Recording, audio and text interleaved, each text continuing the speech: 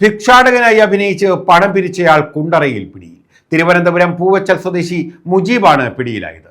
അർബുദ രോഗിയാണെന്ന വ്യാജേന വായിൽ നിന്നും നെഞ്ചിലേക്ക് ട്യൂബ് ഒട്ടിച്ചും കാലിന് മുകളിൽ കാലിന്റെ ആകൃതിയിലുള്ള പ്ലാസ്റ്റിക് കഷ്ണങ്ങൾ ഉപയോഗിച്ച് അംഗപരിമിതരാണെന്ന് തോന്നിപ്പിക്കും വിധമാണ് ഇയാൾ ഭിക്ഷ യാചിച്ചിരുന്നത്.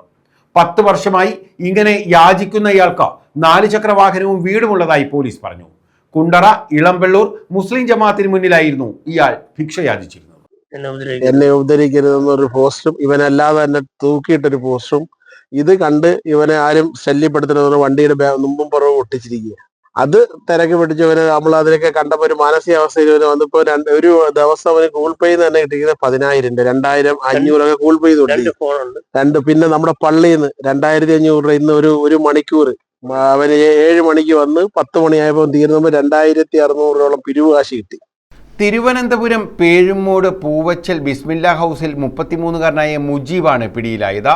അർബുദ രോഗിയാണെന്ന വ്യാജേന ഒരു തുണ്ട് ട്യൂബ് വായിൽ നിന്നും നെഞ്ചിലേക്ക് ഒട്ടിച്ചു വെച്ചും അംഗപരിമിതനാണെന്ന് തോന്നിക്കും വിധം ഒരു കുഴപ്പവുമില്ലാത്ത കാലിന് മുകളിൽ പ്ലാസ്റ്റിക് കൊണ്ട് കാലുകൾ ഉണ്ടാക്കിയും ഇയാൾ യാചകനായി അഭിനയിച്ചു വരികയായിരുന്നു.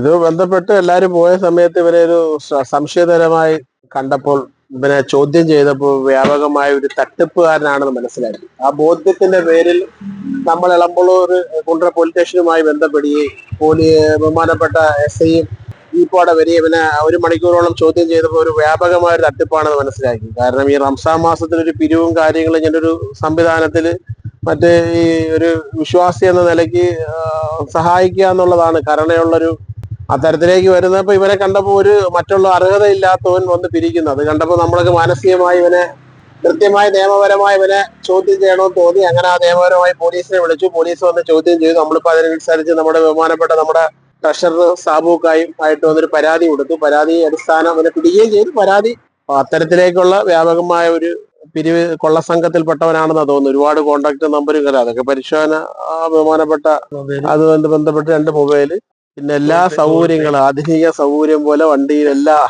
കയറടിക്കുന്ന ഇത് തൊട്ട് പമ്പ് തൊട്ട് എല്ലാ ആധുനികമായി ഫോണ് എക്സെക്ട് എല്ലാ ഒരു പിരിവുകാരൻ എന്നുള്ള നിലയ്ക്ക് മറ്റ് സാധാരണ ഈ രാജ്യത്ത് പാവങ്ങൾ ജീവിക്കാൻ ഉള്ളതുണ്ടല്ലോ കാരണം. കഴിഞ്ഞ ദിവസം രാത്രി 10 മണിയോടെ ഇളമ്പള്ളൂർ മുസ്ലിം ജമാഅത്തിൽ നോമ്പ് നിസ്കാരം കഴിഞ്ഞു വന്ന വിശ്വാസികളിൽ നിന്നും ഭിക്ഷാടകനായി ഇയാൾ പണം പിരിച്ചു. ഇതിനുശേഷം കാലിനൊരു കുഴപ്പവുമില്ലാതെ ഇയാൾ നടന്നു പോകുന്നതും ട്യൂബ് വായിൽ നിന്ന് ഇളകിക്കിടക്കുന്നതും പള്ളിയിലെ ഉസ്താദ് കണ്ടു.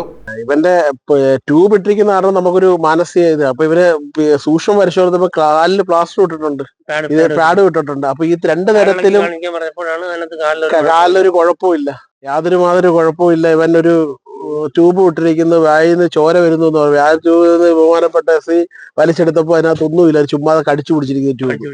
അപ്പൊ അത്ര തരത്തിലേക്കുള്ള ഒരു ഇത് തട്ടിപ്പുകാരനെ കണ്ടപ്പോ നമുക്കത് നിയമപരത്തിന് കാണണം. കാര്യം ഈ വാക്യ നാളെ ഇത് ആവർത്തിക്കരുത്. സമൂഹത്തിൽ ഇത്തരത്തിലേക്കുള്ള പിരിവും ഇത്തരത്തിലേക്കുള്ള വഞ്ചന ശിക്ഷയും അത് നിയമത്തിന് മുമ്പിൽ കൊണ്ടുവരണമെന്ന് അതിയായ ഒരു ഇത് തോന്നി. തുടർന്ന് ഇദ്ദേഹം വിശ്വാസികളെയും പള്ളി ഭാരവാഹികളെയും വിളിച്ചു വരുത്തി സംശയം പ്രകടിപ്പിച്ചു.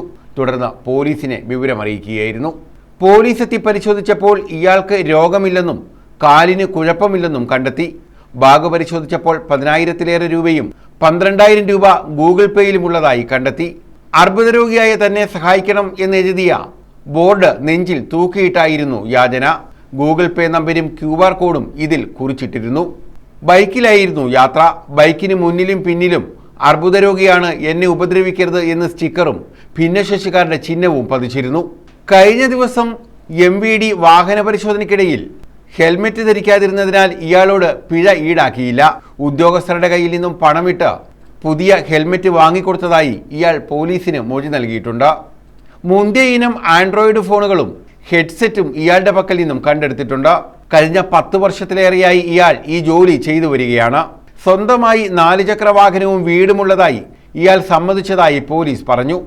News bureau, Kundara.